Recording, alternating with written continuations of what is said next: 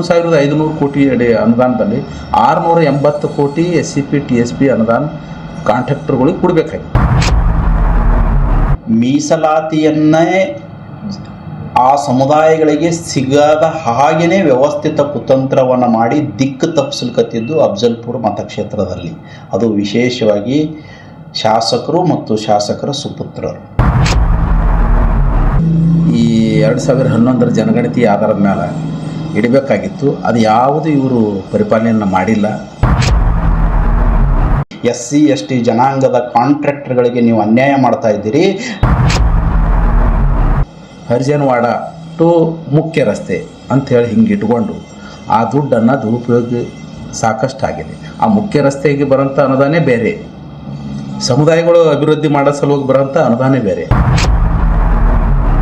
ವ್ಯವಸ್ಥಿತವಾಗಿ 2023ರಿಂದ ಅಫ್ಜಲ್ಪುರ್ ಮತಕ್ಷೇತ್ರದಲ್ಲಿ ನನಗನ್ನಿಸ್ತದೆ ಹತ್ತತ್ರ 90ರಿಂದ 100 ಕೋಟಿ ರೂಪಾಯಿಯಷ್ಟು ಕೆಲಸವನ್ನು SC ಮತ್ತು ST ಕಾಂಟ್ರಾಕ್ಟ್ಗಳಿಗೆ ಗುತ್ತಿಗೆದಾರರಿಗೆ ಸಿಗಬೇಕಾಗಿತ್ತು. ಅದು ಸಿಗಲಾರ್ದಂಗೆ ಈ SC ಮತ್ತು ST ಸಮುದಾಯಕ್ಕೆ ಮಹಾ ದೊಡ್ಡ ಅನ್ಯಾಯ ಮತ್ತು ಮೋಸವನ್ನು ಮಾಡಿದ್ದಾರೆ. ಬಟ್ ಆ ಅನುದಾನ ಹ್ಯಾಂಗೆ ದುರ್ಬಳಕೆ ಮಾಡಬೇಕು ಅಂತೇಳಿ ಇವ್ರಿಗೆ ಚೆನ್ನಾಗಿ ಗೊತ್ತದೆ. ಅವ್ರಿಗೆ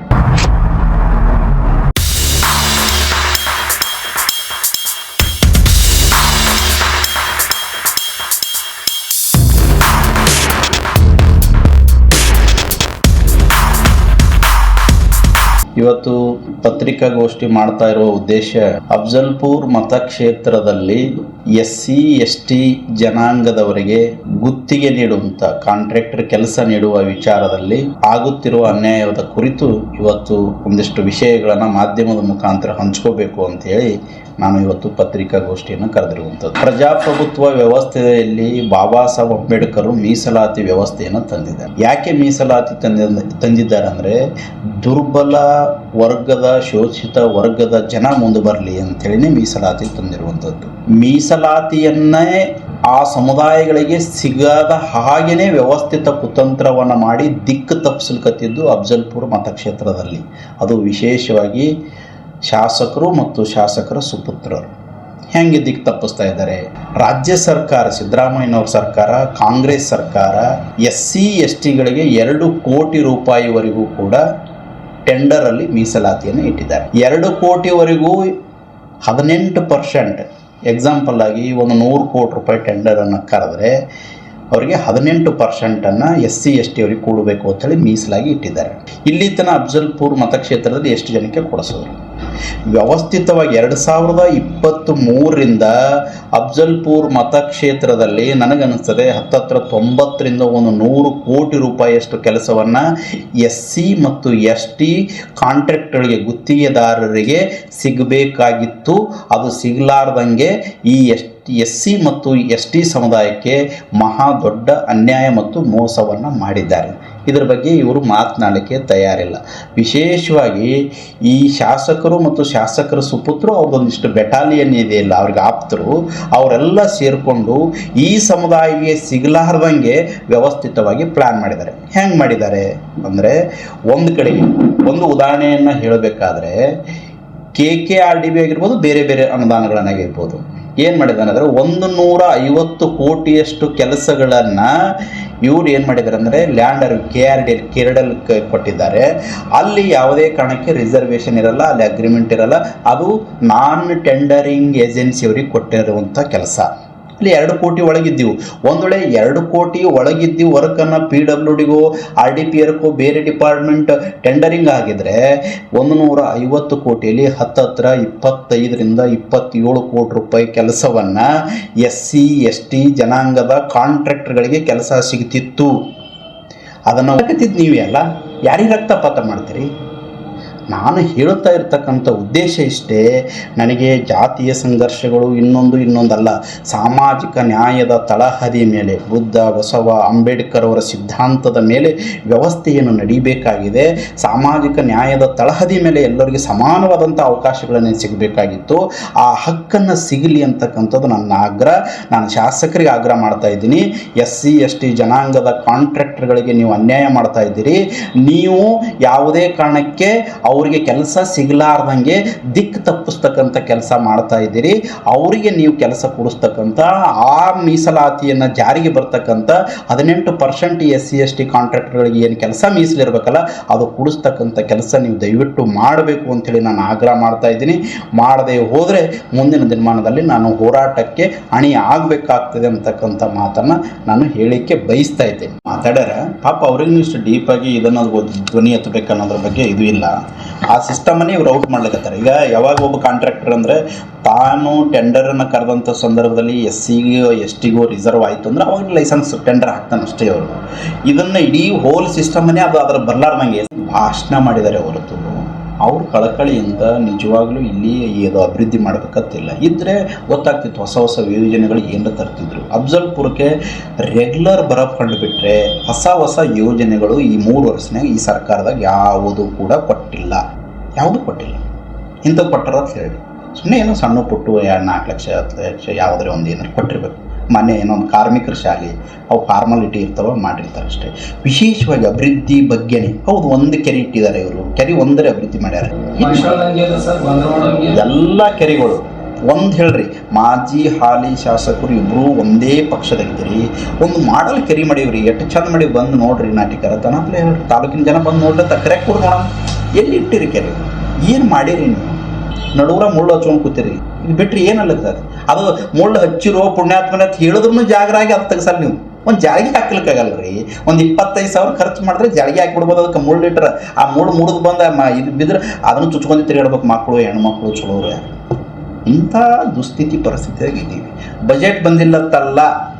ಹಳ್ಳಿಗಳಿಗೆ SCP TSP ಕಾಮಗಾರಿಗಳನ್ನು ಅಳವಡಿಸೋದು, ಕಾಮಗಾರಿಗಳನ್ನು ಇಡುವುದು ಯಾವ ರೀತಿಯಪ್ಪ ಅಂದರೆ ಅಂಕಿ ಸಂಖ್ಯೆ ಬಲದ ಮೇಲೆ ಯಾವ ಸಮುದಾಯ ಎಲ್ಲಿ ಹಚ್ಚದ ಅಲ್ಲಿ ಎಷ್ಟು ಅನುದಾನವನ್ನು ಇಡಬೇಕು. ಈ 2011 ಜನಗಣತಿ ಆಧಾರದ ಮೇಲೆ ಇಡಬೇಕಾಗಿತ್ತು. ಅದು ಯಾವುದು ಇವರು ಪರಿಪಾಲನೆಯನ್ನು ಮಾಡಿಲ್ಲ. ಯಾಕಂದ್ರೆ ಇವರಿಗೆ ಅನುಕೂಲ ಆಗುವ ಪ್ರಕಾರ ಒಂದು ಸಂಪರ್ಕ ರಸ್ತೆ ತಗೊಂಡು SCP ಸಮುದಾಯದಲ್ಲಿ CC ರಸ್ತೆಗಳು, ಡ್ರೈನೇಜ್ಗಳು, ಕುಡಿಯುವ ನೀರಿನ ವ್ಯವಸ್ಥೆ, ಇನ್ನಿತರ ಮೂಲಭೂತ ಸೌಕರ್ಯಗಳನ್ನು ಮಾಡಬೇಕಂತೇಳಿ ಅನುದಾನವನ್ನು ಬಂದದ್ದು ದುರ್ಬಳಕೆಯನ್ನು ಮಾಡಿಕೊಂಡು ಒಂದು ಸಂಪರ್ಕ ರಸ್ತೆ ಹರಿಜನವಾಡ ಟು ಮುಖ್ಯ ರಸ್ತೆ ಅಂಥೇಳಿ ಹಿಂಗೆ ಇಟ್ಕೊಂಡು ಆ ದುಡ್ಡನ್ನು ದುರುಪಯೋಗ ಸಾಕಷ್ಟು ಆಗಿದೆ. ಆ ಮುಖ್ಯ ರಸ್ತೆಗೆ ಬರೋಂಥ ಅನುದಾನೇ ಬೇರೆ, ಸಮುದಾಯಗಳು ಅಭಿವೃದ್ಧಿ ಮಾಡೋ ಸಲುವಾಗಿ ಬರೋಂಥ ಅನುದಾನೇ ಬೇರೆ. ಬಟ್ ಆ ರೀತಿ ಯಾವ ಕೆಲಸನೂ ಇವರು ಮಾಡಿಲ್ಲ. ಅದರ ಜೊತೆಗೆ ಸುಮಾರು 400-500 ಕೋಟಿ ಅನುದಾನ 2023ದಲ್ಲಿ ಬಂದವು. ಇದರಲ್ಲಿ ಇಡಬೇಕಂತ 80-85 ಕೋಟಿ ಅನುದಾನವನ್ನು SCP TSPಯಲ್ಲಿ ಇಡಬೇಕಾಗಿತ್ತು. ಅದು ಯಾವುದು ಇವರು ಪಾಲನೆ ಮಾಡಿಲ್ಲ. ಯಾಕಂದ್ರೆ ಅವ್ರಿಗೆ ಎಲ್ಲಿ ಲಾಭ ಅದ, ಲಾಭದಾಯಕ ಇದ್ದಲ್ಲಿ ಅಷ್ಟೇ ಅವ್ರ ಕೆಲಸವನ್ನು ಇಟ್ಕೊಂಡು ಅದು ಊರ್ಲ್ಯಾಗ ಕೆಲಸಗಳು ಮಾಡಿದ್ದಾರೆ. ಇವತ್ತು ನೋಡಿ ಎಲ್ಲ ಹಳ್ಳಿಗಳು ರಸ್ತೆ, ಚರಂಡಿಗಳು, ಕಂಟಿ ಹಿಂಗಾಗಿ ಪೂರ ಹಾಳು ಬಿದ್ದು ಹಾಳು ಕೊಂಪಿ ಆದಂಗೆ ಆಗಿಬಿಟ್ಟವ. ಸುಮಾರು HKDBದಲ್ಲಿ ಬಂದಂಥ ಅನುದಾನ, ಸರ್ಕಾರದಿಂದ ಬಂದಂಥ ಅನುದಾನ ಸರಿಯಾಗಿ ಸದ್ಬಳಕೆ ಮಾಡಿದ್ರೆ ಇವತ್ತು ಎಷ್ಟೋ ಅಭಿವೃದ್ಧಿ ಆಗಬೇಕಾಗಿತ್ತು, ಆಗಿಲ್ಲ. ಅದೇ ರೀತಿ ಈ ಸುಮಾರು 400-500 ಕೋಟಿ ಅನುದಾನದಲ್ಲಿ SCP TSP ಕೆಲಸ, ಅದರ ಜೊತೆಗೆ ಈ 18% ಮೀಸಲಾತಿ ಅಡಿಯಲ್ಲಿ ಕೊಡಬೇಕಂತ ಕಾಂಟ್ರಾಕ್ಟರ್ಗಳಿಗೆ ಕೆಲಸ ಕೊಡಬೇಕಾಗಿತ್ತಲ್ಲ, ಈ ಕೆಳಗೆ ಬಿದ್ದಂಥ ಸಮುದಾಯಗಳನ್ನು ಎತ್ತಿ ಹಿಡಿಯೋ ಸಲುವಾಗಿ ಆ ನಿರುದ್ಯೋಗಿ ಸರಿಪಡಿಸ್ಬೇಕಾಗಿತ್ತು ಅವರು. ಯಾಕಂದ್ರೆ ನಿರುದ್ಯೋಗ ಇದ್ರ ಸರಿಗೆ ಕಾಂಟ್ರಾಕ್ಟರ್ ಏನೋ ಮಾಡಿ ಬದುಕಬೇಕು ಅಂತ ಹೇಳಿ ಒಂದು ಸಣ್ಣ ಪುಟ್ಟ ಲೈಸೆನ್ಸ್ಗಳು ಮಾಡಿರ್ತಾರೆ. ಅವು ಯಾವ ಅಪ್ಗ್ರೇಡ್ ಆಗಿಲ್ಲ. ಈಗ ಯಾರು ಒಂದು 5 ಕೋಟಿ ಎಲಿಜಿಬಿಲಿಟಿ ಲೈಸೆನ್ಸ್ ಆಗಿ ಅಫ್ಜಲ್ಪುರದಾಗಿಲ್ಲ. ಆ ರೀತಿ ತುಳ್ಕೋತ ಬಂದ್ಬಿಟ್ರೆ ಕೆಲಸಕ್ಕೂ ಕೊಡಬೇಕು, ಪ್ಯಾಕೇಜ್ ಮಾಡೋದು.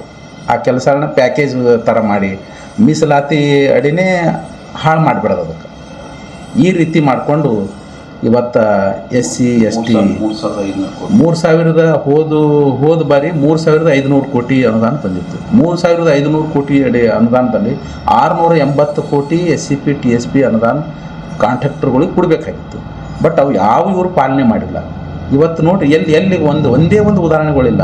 ಅದೆಲ್ಲವನ್ನು ಡೈವರ್ಟ್ ಮಾಡಿ ಪ್ಯಾಕೇಜ್ ಸಿಸ್ಟಮ್ ಮಾಡೋದು. ಅದ್ರ ಜೊತೆಗೆ ಇವತ್ತು KKRDBಗೆ 150 ಕೋಟಿ ಅನುದಾನ ಕೊಟ್ಟು ಅದರಲ್ಲಿ 40% ಅವರೇ ಮುರ್ಕೊಂಡು ಇನ್ನು 60% ಅನುದಾನದಲ್ಲಿ ಒಂದು 5 ಮಂದಿನಿ 10 ಮಂದಿಗೆ ಕೂಡಿಸ್ಕೊಂಡು ಅದ್ರಾಗ ಒಬ್ಬರು ಇಬ್ಬರು ದಲಿತರನ್ನು ಕರ್ಕೊಂಡು ಯಾರು ಬಲಿಷ್ಠ ಇರ್ತಾರೆ ಅವರಿಗೆಲ್ಲ ಕೊಟ್ಟು ಆ ಕೆಲಸವನ್ನು ಸಂಪೂರ್ಣ ಹಾಳು ಮಾಡೋದು. ಅವರಿಷ್ಟು ಇವರಿಟ್ಟು ಹಂಚ್ಕೊಂಡು ಅಲ್ಲಿ ಕಾಮಗಾರಿನೇ ಪರಿಪೂರ್ಣ ಇಲ್ಲ.